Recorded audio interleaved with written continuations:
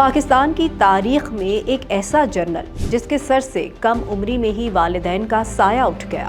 وہ چکوال کی تحصیل چوا سیدہ شاہ کے گاؤں ملہال مغلاں میں پیدا ہوئے۔ صرف 8 برس کے تھے جب والد کا انتقال ہوا اور جوانی کی دہلیز تک پہنچنے سے پہلے والدہ بھی دنیا سے رخصت ہو گئی۔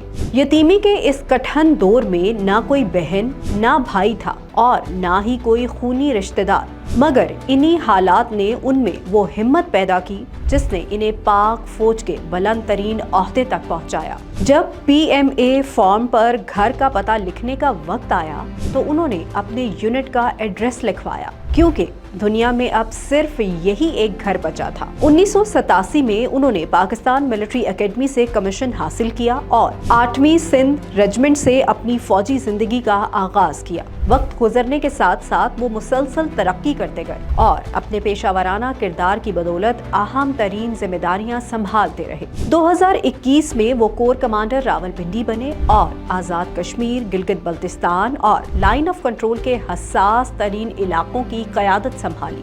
27 نومبر 2022 کو جنرل ساحر شمشاد مرزا پاکستان کے 18ویں chairman joint chiefs of staff committee مقرر ہوئے۔